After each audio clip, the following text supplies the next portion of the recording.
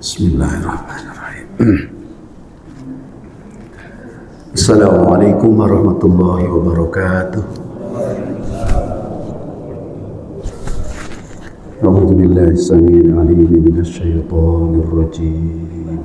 Bismillahirrahmanirrahim. Alhamdulillahi rabbil alamin wassalatu wassalamu ala sayyidil mursalin sayyidina wa maulana Muhammad wa ala alihi wa ashabihi ajma'in. Wa la hawla wa la quwwata illa billahil aliyyil azim. Allahumma iftah lana hikmataka wansur alaina rahmatak min khazain rahmatika ya arhamar rahimin. Allahumma iftah lana futuhal arifin waj'alna minal ulama'il amilin waj'al a'malana khalisatan liwajhikal karim. Allahumma anfa'na bima 'allamtana wa 'allimna ma yanfa'una wa zidna ilma warzuqna fahma. Alhamdulillahi ala kulli hal wa na'udzu billahi min hali ahli an-nar. Wa sallallahu ala sayyidina Muhammad wa ala alihi wa ashabihi ajma'in. Walhamdulillahi rabbil alamin. Bapak Ibu yang dimuliakan Allah, kita meneruskan kajian surat Yasin ya. Kemarin sampai ayat berapa ya? Ayat 72 ya. 73 ya. 73. Berarti kita sekarang ayat 74 sampai selesai insyaallah ya. Kita baca dulu bersama-sama ya. Dari wattakhadhu min dunillahi aliha ya. Kita sama-sama. A'udzu billahi minasy syaithanir rajim. Bismillahirrahmanirrahim.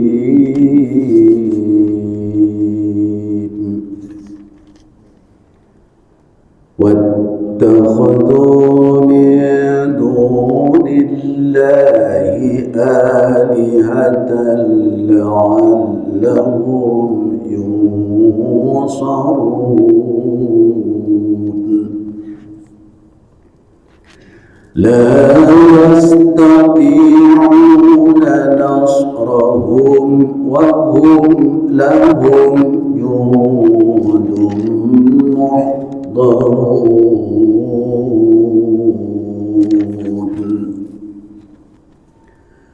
فلا يحزنك قولهم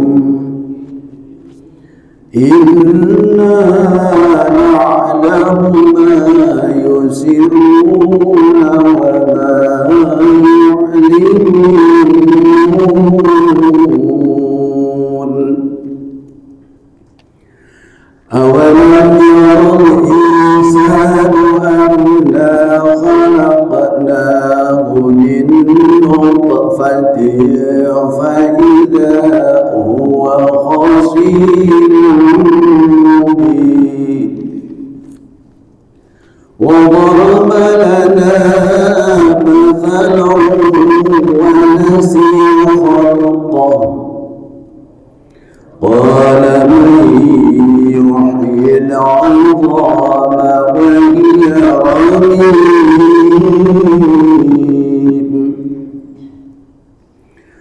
قل يحييها الذي أنشأها أول مرة وهو بكل خلق عليم الذي جعل لكم من الشجر الأخضر نارا فإذا أنتم منه توقدون أوليس الذي خلق السماوات والأرض بقادر على أن يخلق مثلهم بلى وهو الخلاق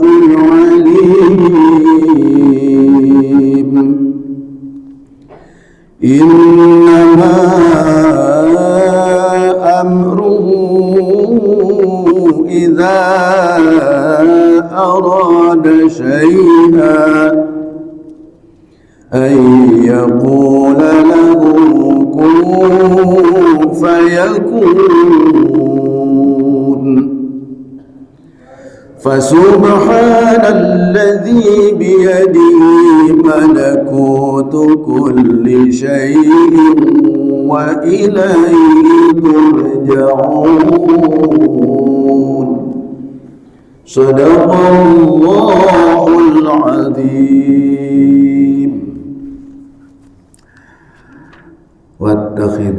واتخذوا من دون الله آلهة واتخذوا من دون الله آلهة. Ini lanjutan yang kemarin sebetulnya ya, saya mundur sedikit. Awalam yaro anna khalaqna lahum mimma amilat aydina. Kita mundur sedikit dari ayat 70 berapa? 71 ya. Tidakkah mereka melihat bahwa sungguhnya kami telah menciptakan untuk mereka dengan kekuasaan aku sendiri, mimma amilat aydina. Jadi kalau bahasa letterleknya, dari apa yang dibuat oleh tangan kami, kata Allah. Aidina itu tangan ya, tapi maksudnya dengan kekuasaan kami, karena Allah tidak ada tangan, kaki dan sebagainya. Jangan mujassimah ya. Jadi ini bahasa letterleknya, bahasa lugawinya memang tangan, aidina, tapi yang dimaksud kekuasaan kami, kata Allah. Apa itu an'amam? Yaitu hewan ternak. Lalu sudah Allah ciptakan hewan ternak itu dimilikinya, dikuasainya oleh mereka, oleh manusia. Kita kan nggak ikut bikin hewan itu, makhluk itu, yang bikin kan Allah sendiri. Tapi kita yang mengambil manfaatnya, memilikinya, menguasainya. Wadhallannaha lahum, dan kami tundukkan hewan ternak itu untuk mereka kita manusia. Ya, faminha ruqrabuhum, sebagian darinya jadi kendaraan ditunggangi, waminha yakulun, sebagiannya disembelih lalu dagingnya dimakan. Itu hewan itu ciptaan Allah, tapi diperuntukkan bagi manusia. Walahum fiha manafi'u, bagi mereka manusia itu pada hewan ternak itu bahkan banyak manfaat. Saya sudah singgung kemarin ya. Wa masyaribu, bahkan sumber minuman, susu sapi, susu kambing, SR11, SR berapa tuh? Lagi laris itu susu kambing. Wa masyaribu afala yaskurun, maka mengapa mereka tidak bersyukur? Nah, itu sudah jelas pencipta alam itu tidak bisa dipungkiri, pasti yang ciptakannya Allah, karena kita nggak bisa bikin. Jadi pasti ciptaan Allah. Tetapi anehnya orang-orang kafir itu wattakhadhu min dunillahi alihah. Mereka menjadikan selain Allah sebagai Tuhan. Aneh kan? Alam ini udah nyata penciptanya pasti Allah yang Maha Kuasa, tapi ada orang yang mempertuhankan bukan ke Allah. Nah, jadi ini orang kafir, orang musyrik begitu. Wattakhadhu min dunillahi alihah la'allahum yunsarun, mereka berharap ditolong oleh apa yang dipertuhankan oleh mereka itu. La yastati'una, padahal mereka tidak punya kemampuan nasruhum, untuk menolong mereka. Tidak bisa. Selain Allah tidak bisa. Pada saatnya dibutuhkan pertolongan, apalagi di hari kiamat, nggak bisa apa-apa. Wahum lahum jundun muhdarun, mereka terhadap mereka bahkan kelompok atau pendukung atau pasukannya ya muhdarun, dihadapkan kepada Allah nanti di hari kiamat dalam pengadilan Allah. Jadi sia-sialah orang yang mempertuhankan selain Allah. Ketika di dunianya mempertuhankan selain Allah, maka pasti sia-sia. Ya, boro-boro mendapatkan manfaat, yang ada malah menjadi mudarat. Kemudian fala yazunga qalun. Nah, sampai di sini berarti Nabi Muhammad sudah maksimal dakwah kepada kaumnya, supaya mengimani Allah dengan benar, mengimani kitab suci, kemudian meyakini apa yang terjadi di hari kiamat nanti. Tapi ada aja orang yang tetap tidak beriman. Gimana? Nabi Muhammad putus asa enggak? Nah, kalau ditimbang-timbang sebagai manusia ada kecewa juga sih ya. Ngajak orang, ngajak bener, ngajak ke jalan lurus tapi nggak mau. Sebagai manusia kecewa juga sih. Nabi Muhammad ngajak Abu Jahal supaya beriman, kagak mau. Ngajak Abu Lahab, kagak mau. Dalam hati sebagai manusia, Nabi Muhammad kecewa juga. Diajak bener, diajak selamat, tapi tidak mau. Kecewa. Tetapi kata Allah, fala yahzunka qauluhum. Fala yahzunka. Jangan kau menjadi sedih, jangan membuat engkau sedih. Apa itu? Qauluhum, omongan mereka yang tidak mau beriman itu. Kadang-kadang ngomongnya nyelekit gitu ke Rasulullah ya. Bukannya beriman, menerima ajakan yang baik, yang benar, yang rasional, tapi kadang-kadang ngebalikinnya kata-katanya nggak enak. Bahkan di ayat lain kan mereka menyebutnya Nabi Muhammad gila. Ya, memang maaf ya, itu Ronggowar situ apa ya? Di zaman Edan itu apa? Di zaman Edan itu orang yang tidak edan disebut edan gitu ya. Kalau nggak salah ada kata-kata gitu itu. Nah, zaman Rasulullah ngajar yang benar, malah Rasulullah yang disebutnya majnun gitu. Rasulullah itu minal jinnah. Jinnah itu gila.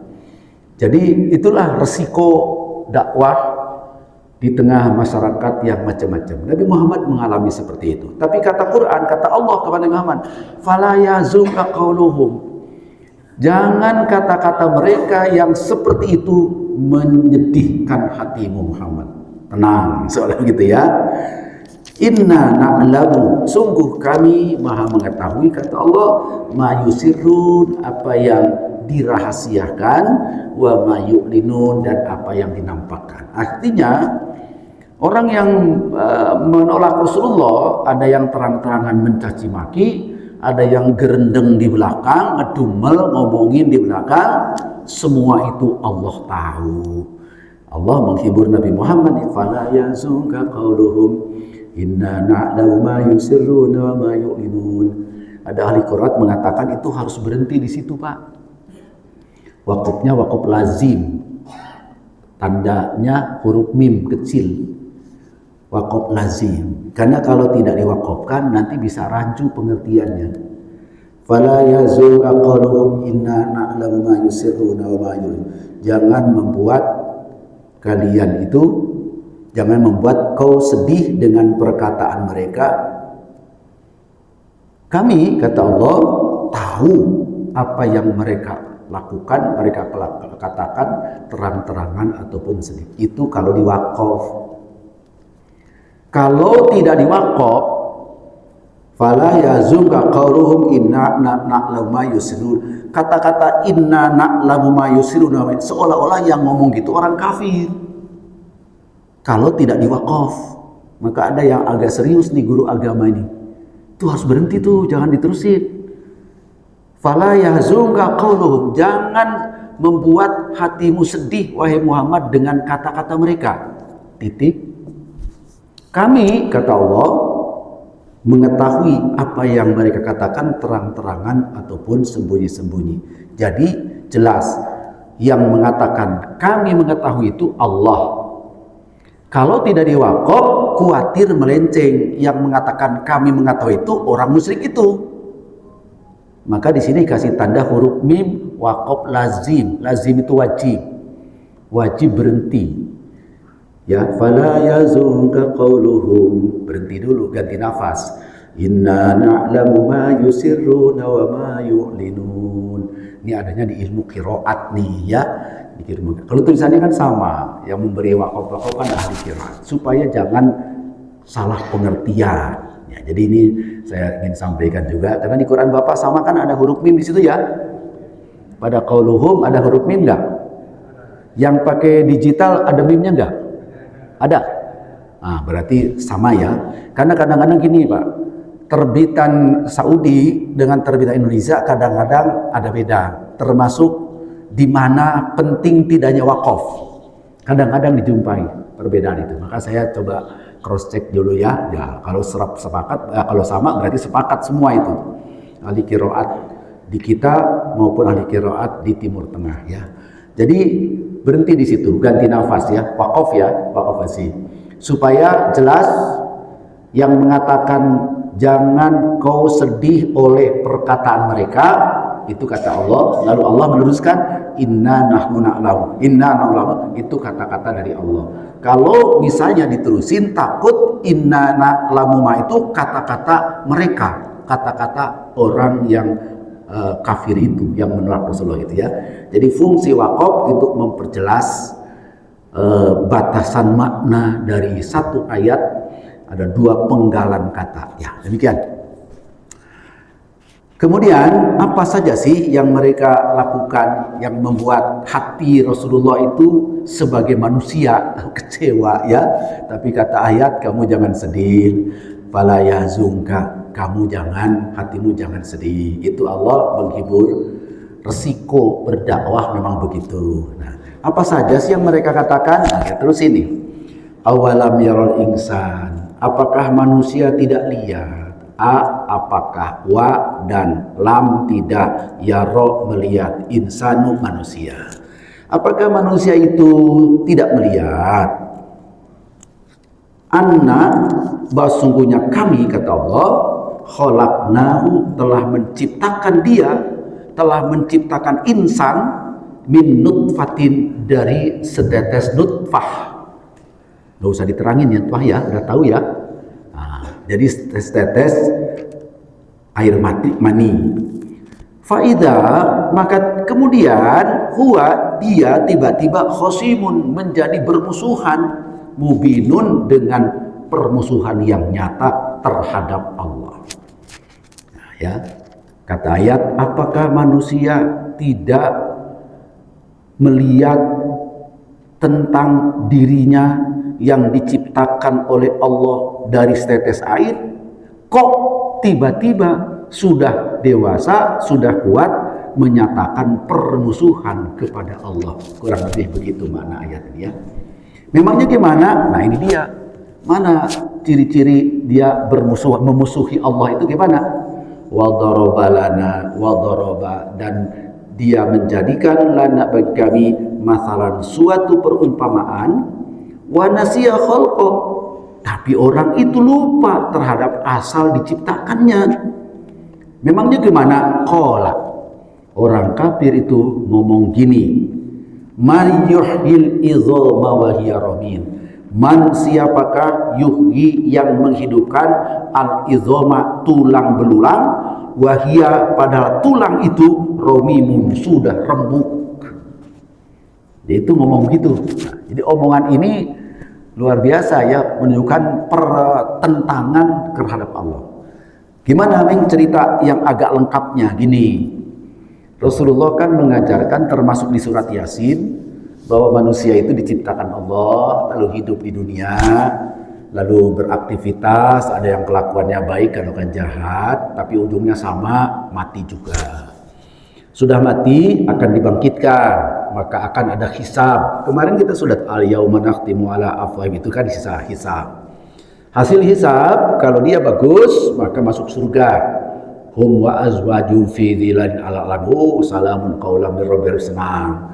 Kalau tidak maka dia akan diseret ke neraka jahanam. Kan itu wamtazul yauma ayyuhal mujrimun, kata Yasin. Nah, ini menerangkan bahwa manusia itu begitu.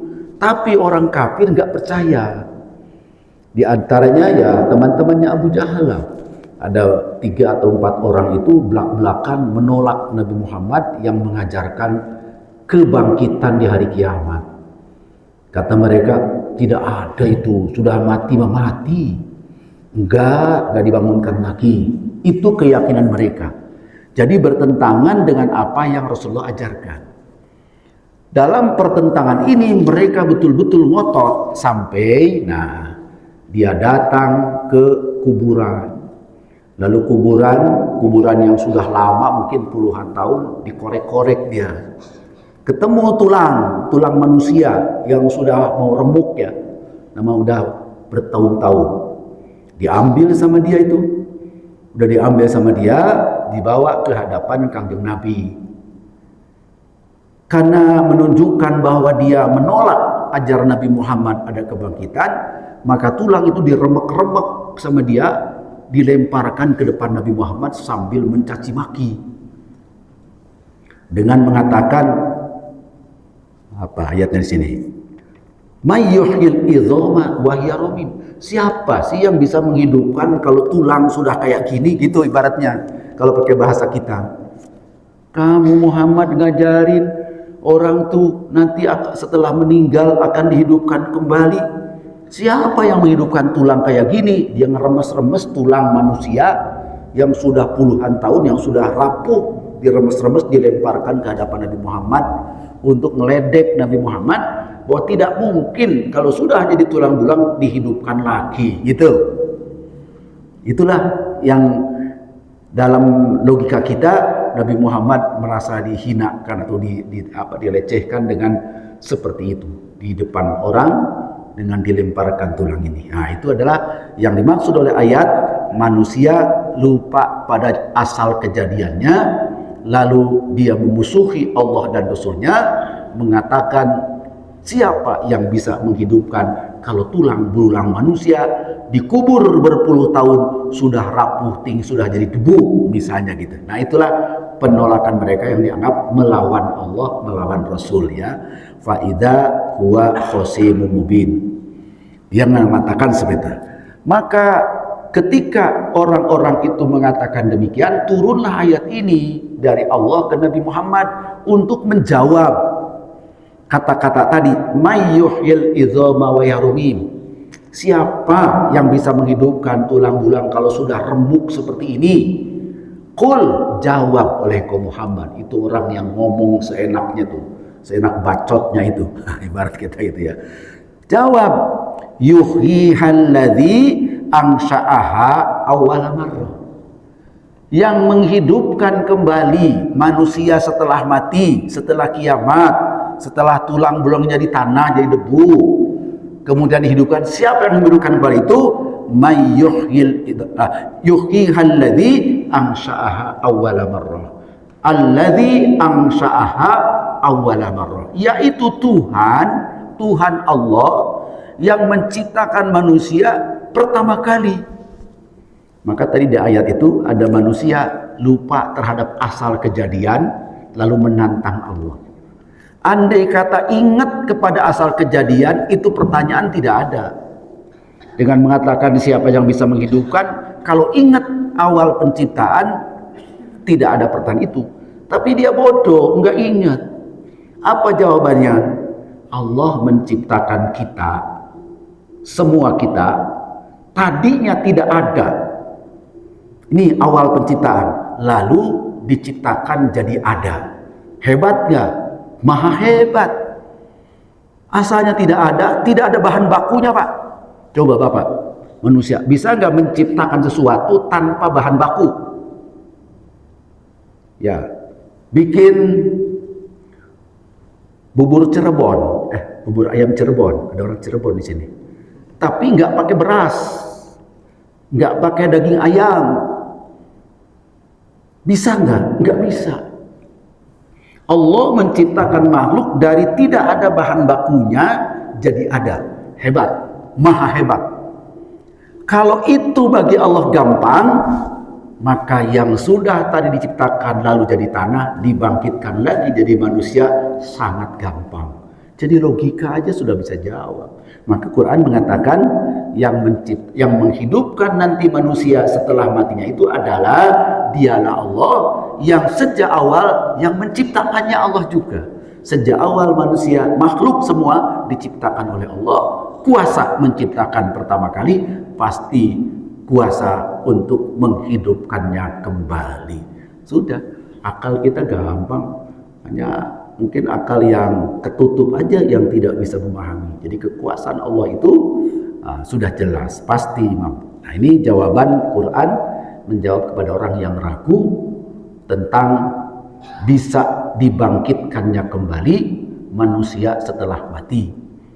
Kalau kita nggak bisa, bagi Allah itu adalah mudah.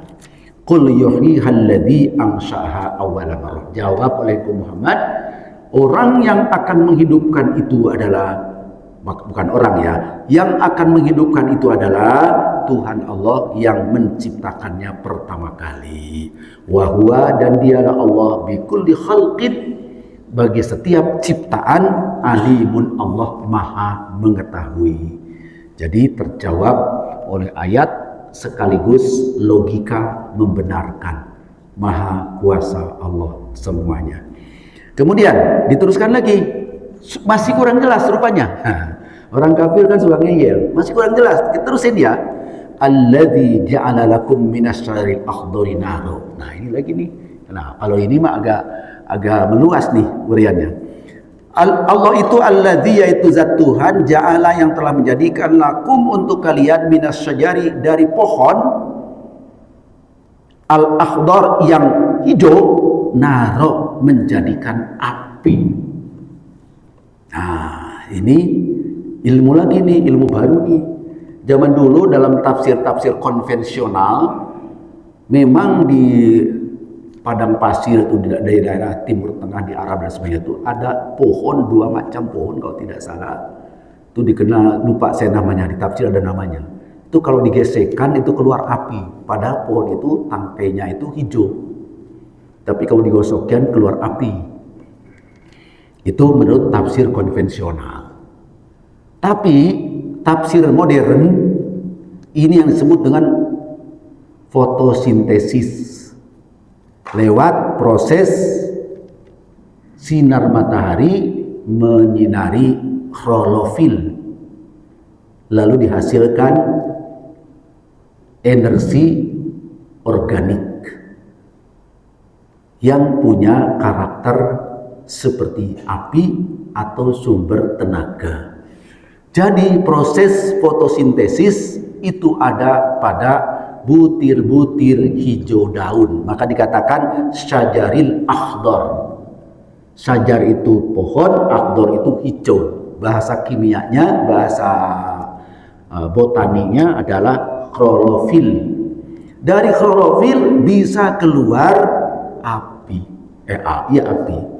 Ini artinya tanaman hijau itu bagaikan tanaman mati, api bagaikan hidup. Jadi dari tanaman hijau yang seperti mati bisa keluar api yang hidup. Allah kuasa menghidupkan dari sesuatu yang kelihatannya mati. Ini tafsir temporer nih ya. Tafsir zaman sekarang itu dianalisis pakai ilmu pengetahuan.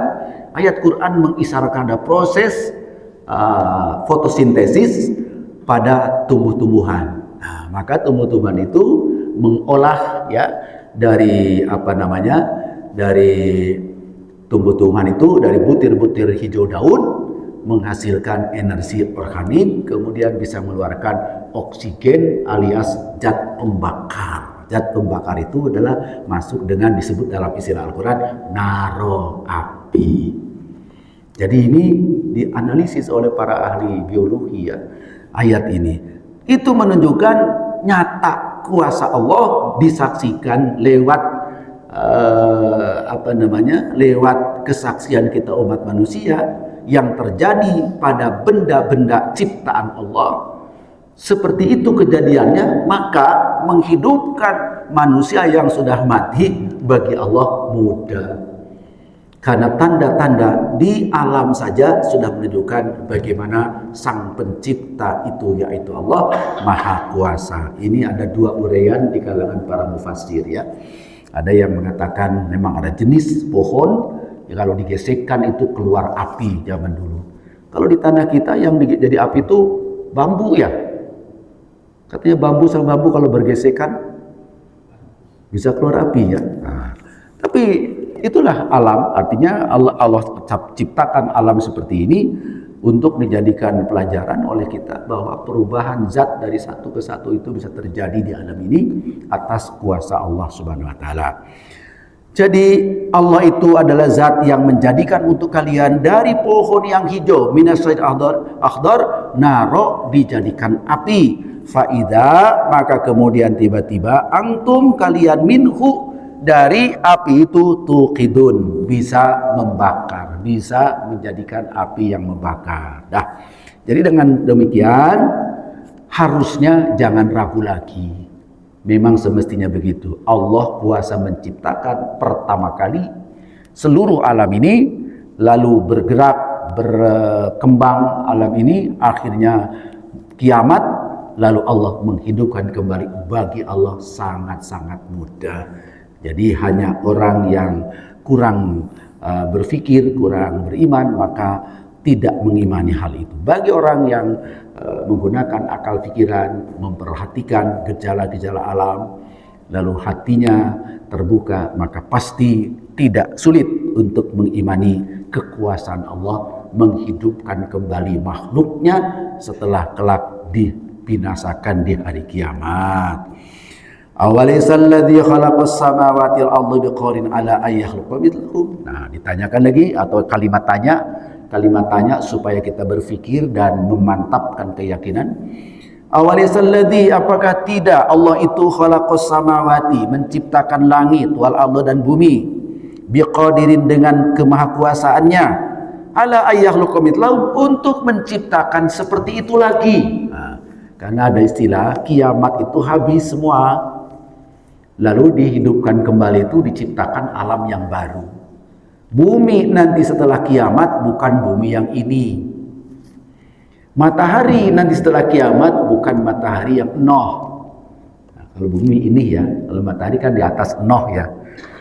Bukan itu, tapi Allah ciptakan baru ya, ayyakhluqa mithlahum. Untuk Allah menciptakan seperti semua yang sudah ada. Jadi Allah merubah. Maka saya dulu pernah menerangkan di sini. Hari kiamat, kehidupan di hari kiamat dimensinya berbeda dengan dimensi dunia. Berarti alam yang baru, Pak. Saya sudah mengatakan. Contohnya apa? Manusia sekarang, hukum alam yang berlaku sekarang di dunia, kita lahir mulai dari bayi. Lalu dikasih makan, kasih minum, lama-lama berkembang jadi anak-anak, jadi remaja, dewasa, tua, mati, gitu kan? Itu sudah begitu semua, itu dimensi dunia. Di akhirat tidak begitu.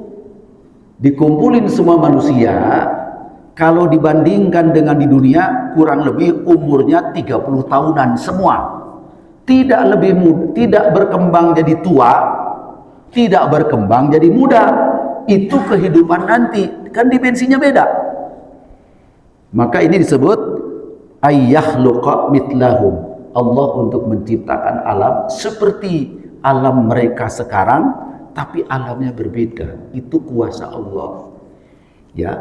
Dan banyak diungkapkan dalam Al-Qur'an bagaimana kehidupan di surga seperti apa, kehidupan di neraka seperti apa. Di neraka orang diazab oleh Allah dengan api, dengan macam-macam. Andai di dunia mati, Pak. Sudah mati sudah. Kalau di dunia nih dibakar sama api, manusia mati, udah. Di akhirat dibakar kagak mati-mati. Beda kan? Beda. Jadi alam yang nanti kita jalani adalah alam yang berbeda dengan alam sekarang. Ya, dimensinya, kemudian arealnya dan sebagainya sudah berbeda. Itu kuasa Allah Subhanahu wa taala. Jadi pertanyaan, apakah Allah itu yang menciptakan langit dan bumi, Maha Kuasa? Kuasa juga menciptakan alam lain yang seperti ini, artinya alam yang baru. Bala, jawabannya tentu Allah kuasa. Jadi bala itu jawaban mengiyakan, pasti benar. Wahwa Allah itu al-khallaq, maha pencipta. Bukan cuma khaliq, tapi maha pencipta. Al-alim dan maha mengetahui. Kemudian penutup dari surat Yasin menunjukkan kemahakuasaan Allah. innama amruhu, bahwasanya urusan Allah itu ya, idza arada syai'an, jika Allah menghendaki adanya sesuatu, ayyaqula, cukuplah Allah berfirman, lahu, ke sesuatu yang dikehendakinya itu, kun, jadilah engkau, fayakunu, maka betul-betul jadi. Kalimat kun ini bahasa kiasan, bukan berarti betul-betul kedengaran suaranya kun gitu ya, bukan, karena Allah berfirman tidak dengan suara. Ini bahasa yang dikaitkan dengan kalam ilahi, firman Allah, yang maksudnya berkehendak apapun, jika Allah berkehendak maka yang dikehendaki itu pasti jadi, gitu, menunjukkan Allah Maha Kuasa. Kalau demikian kita tutup. Nah, memang penutupnya begini, fasubhanalladzi biyadihi malakutu kulli syai'in wa ilaihi turja'un. Penutup surat Yasin, fasubhana, maka maha sucilah, alladzi, zat Tuhan, alladzi yang biyadihi, di tangan Tuhan yang maha kuasa itu, malakutu kulli syai'in, kekuasaan, kerajaan setiap perkara, wa ilaihi, dan kepadanya turja'un, kalian akan dikembalikan. Ini penutup surat Yasin. Ada sedikit komentar dari kitab tafsir As-Sawi, Imam As-Sawi, yang mengatakan kenapa surat Yasin disebut qalbul Quran, disebut hatinya Quran. Karena Yasin ini penekanannya kepada ketauhidan terhadap Allah, keyakinan terhadap hari akhirat, dan risalah kenabian. Ini inti agama, dan adanya di hati semua itu. Bagi kita adanya di hati ya. Bertauhid kepada Allah adanya di hati. Walaupun diucap juga iya, la ilaha illallah. Tapi nggak guna la ilaha illallah kalau hati kita musyrik. Jadi surat Yasin mengajarkan ketauhidan, wahdaniyatnya Allah itu ada di surat Yasin, terasa betul. Dan itu urusan keyakinan yang ada di hati kita. Yang kedua, keyakinan terhadap hari kiamat. Apa yang terjadi di hari kiamat sudah banyak disebutkan dalam surat Yasin. Itu masalah keyakinan kita terhadap agama kita. Kemudian terhadap kenabian Nabi Muhammad, terhadap fungsi Al-Quran, semuanya ada dalam keyakinan kita. Keyakinan itu adanya di hati. Maka kata Imam As-Sawi, surat Yasin disebut qalbul Quran, hatinya Al-Quran, karena memang inti keyakinan yang ada pada ajaran Islam yang kita imani, di mana kita beriman kepada Allah dengan iman yang lurus, yang bersih, yang tauhid, yang wahdaniyat, kemudian beriman ke Rasulullah sebagai pembawa risalah, iman kepada risalahnya, dan iman kepada kehidupan dunia dan akhiratnya. Itu inti yang ada dalam surat Yasin. Kemarin saya ditanya oleh sahabat saya di pengajian malam Jumat, Ustaz, ada kiai itu yang menerangkan gini, nanti di surga itu ahli surga cuman baca 2 surat aja dari semua Quran. 1 surat Yasin, 2 surat Toha. Betul nggak Pak Ustadz? Itu nanya ke saya gitu. Saya bilang, sebentar, saya agak belum jelas nih. Apa ada nggak riwayat itu yang mengatakan hadis? Tapi itu kiai, kalau gitu kirim ke saya kiainya. Rupanya itu guru siapa? Guru Bakhit apa namanya? Di video itu, yang menerangkan itu. Rupanya dikutip dari beberapa kitab tafsir, termasuk tafsir Imam Fakhrur Razi.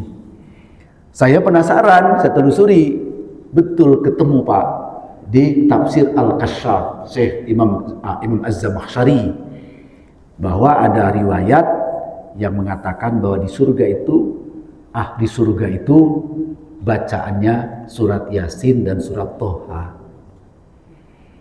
Kenapa?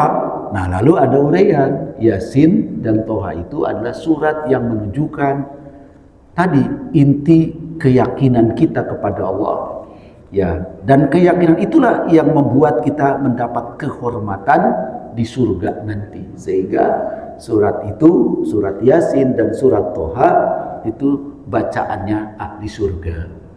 Tapi sang kiai itu mengatakan lagi, kita juga kalau pingin jadi ahli surga gitu, rajin-rajin baca 2 surat ini.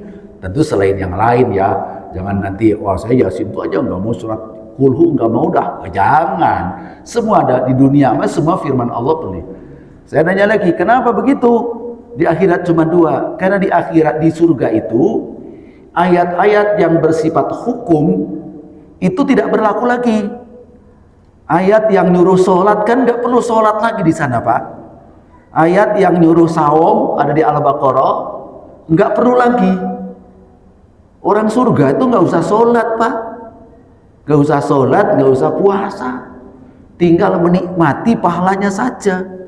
Jadi ayat Quran yang isinya perintah-perintah amal ibadat itu berlaku di dunia supaya dilaksanakan. Di akhirat mah tinggal menerima panennya, menerima ganjarannya. Kira-kira logikanya begitu ya.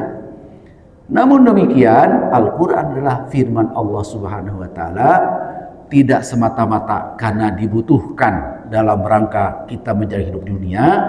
Di akhirat tetap merupakan kemuliaan firman-firman Allah Subhanahu wa Ta'ala. Maka kalau tidak salah, saya pernah membaca nanti di surga itu Quran akan dibaca oleh Nabi Daud alaihissalam, yang terkenal suara dan nada kalimatnya sangat-sangat indah. Saya sudah mengulas tafsir tentang Nabi Daud di sini. Kalau saya surat Al-Anbiya ya dulu ya sudah. Nah, jadi itulah beberapa riwayat berkaitan dengan ayat-ayat surat Al-Quran. Tapi saya ulas sedikit. Tadi ada mengatakan, adakah kekhususan dari surat Yasin dan surat Toha itu? Memang dari isinya itu adalah menunjukkan kedekatan hamba dengan Allah Subhanahu wa Ta'ala, itu melewati akidah yang lurus, keyakinan yang murni, diungkap dalam surat Toha dan surat Yasin. Wallahu a'lam bissawab. Habis waktunya ya. Terima kasih kalau sudah habis. Insyaallah kita ketemu lagi pada pertemuan yang akan datang. Wallahu a'lam bissawab. Shadaqallahu maulanal azim. Allahumma arhamna bil Qur'an